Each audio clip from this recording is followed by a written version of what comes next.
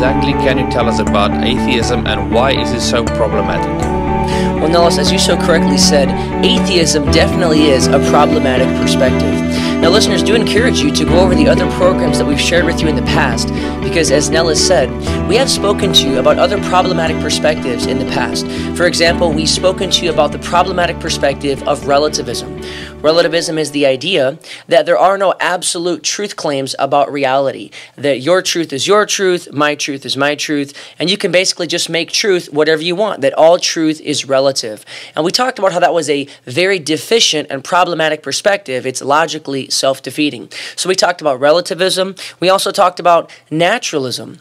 Naturalism, of course, is the idea, it's the perspective on reality that tells us that only the natural is real. There's only physical, natural objects, physical, natural beings. There's nothing supernatural. There's nothing immaterial. Everything is physical in the universe that we know of. And again, we spoke about how that is unscientific, it's logically self-defeating, and it just simply happens to not be accurate. So relativism, naturalism, and then finally, we lastly spoke to you about pluralism. Pluralism is kind of the philosophical perspective that all religions are equally true and valid. And we also spoke about how pluralism tries to teach people that opposite truth claims can be true. In other words, opposing ideas, for example, God exists and God doesn't exist, are both equally true and valid. So pluralism is one of the most logically absurd and self-defeating worldviews that there are. So I really do encourage you, listeners, to review those last episodes. Go to iTunes and download the Intelligent Faith Radio podcast. Because these intellectual challenges, these problematic perspectives that we're going over with you, naturalism, relativism, and pluralism, they are posing serious intellectual threats to Christianity. And of course, if any one of them are actually true, then the Christian worldview is not true.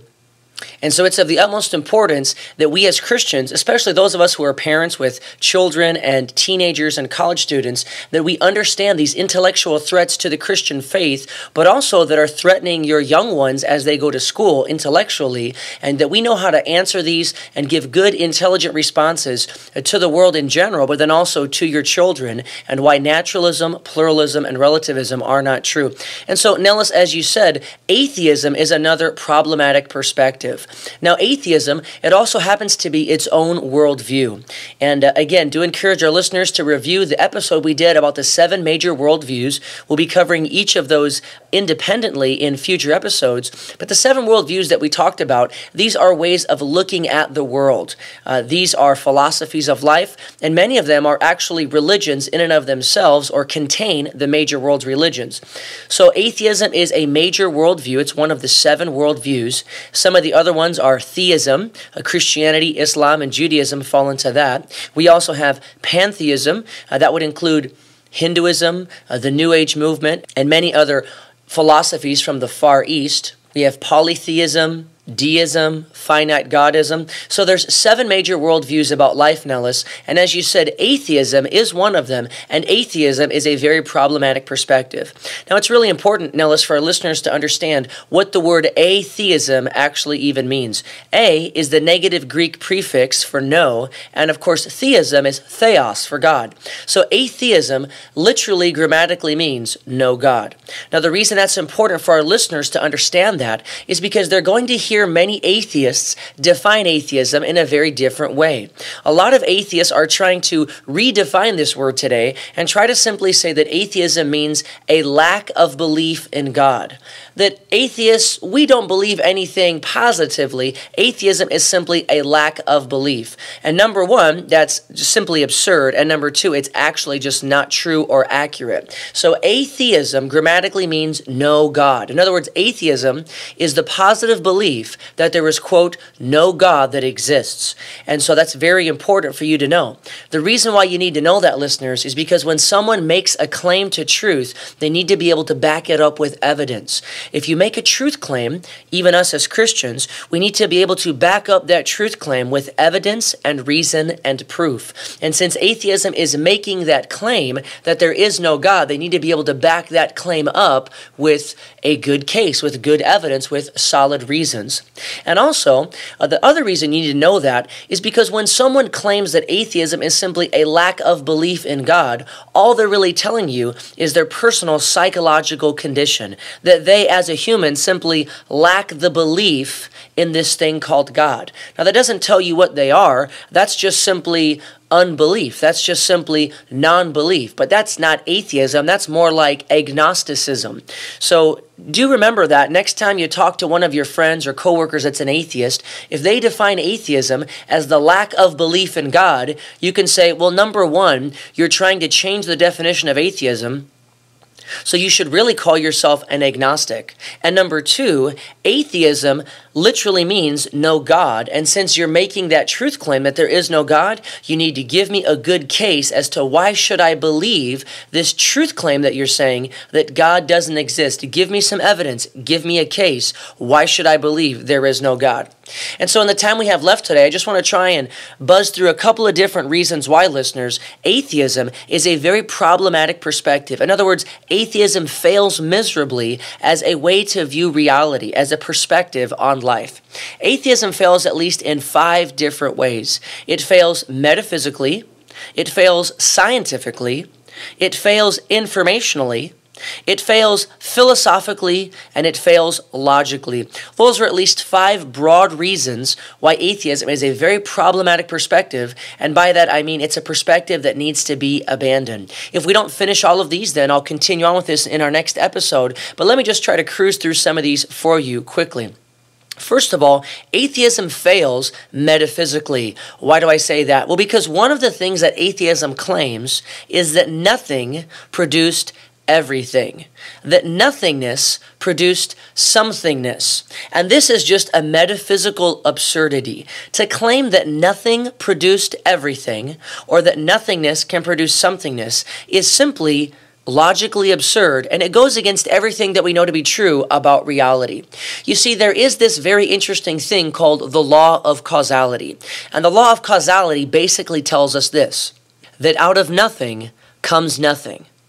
The law of causality can be phrased many different ways, but certainly one of the most famous and interesting ways that you can phrase the law of causality is out of nothing, nothing comes. Or in Latin, as they would say, ex nihil, nihil fit.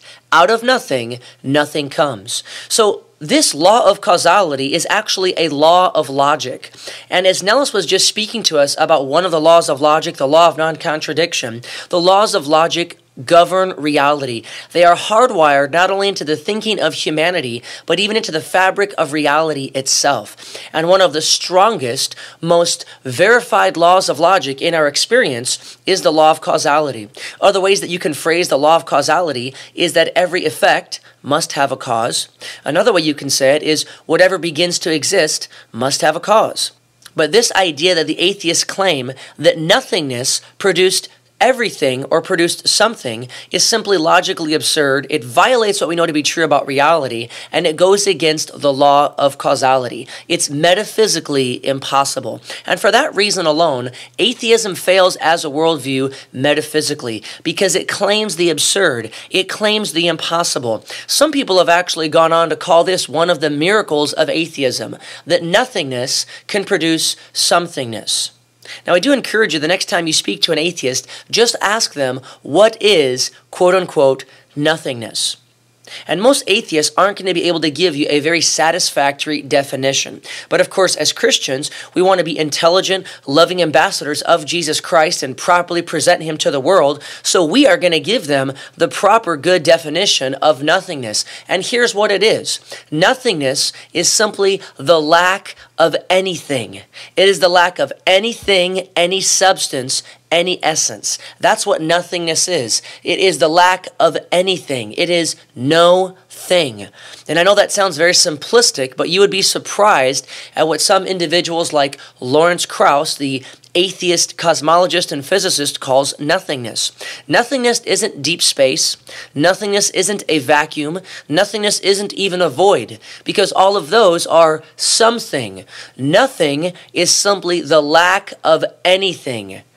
And to think that nothing could produce anything or something, or that nothing could produce everything, is worse than magic. It is logically impossible, it is absurd, and for that reason, the worldview of atheism, number one, simply just fails metaphysically.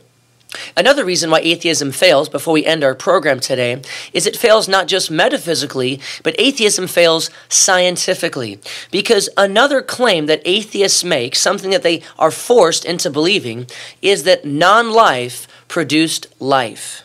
That non-living substances, non-living materials, and non-living chemicals gave rise to what we call life. Now, the reason this fails scientifically is because we have never observed non-life breeding life. There is actually another law in science called the law of biogenesis. And listeners, let me just encourage you, get acquainted with the laws of science and the laws of logic and the laws of physics, because these are some of the strongest intellectual and scientific allies of the Christian. One of the laws of biology is called the law of biogenesis. And this law of biogenesis simply states that all life must come from previous life. And if you take a wild guess as to why it was established and became a scientific law, is because it's universally been observed and demonstrated. This is something that is a repeatable event, and we constantly observe it in nature. And so in the area of science, it is passed into the realm of becoming a law. The law of biogenesis states that life must come from pre-existent life. But yet atheists claim a second miracle in their worldview. Not only has nothingness produced somethingness, non-life has given rise to life. And this is what we typically call spontaneous generation. Spontaneous generation is the idea that non-living chemicals or material suddenly became alive and became the first living cell or substance. But interestingly enough, spontaneous generation was disproven by the Christian scientist Louis Pasteur, who's called the father of bacteriology.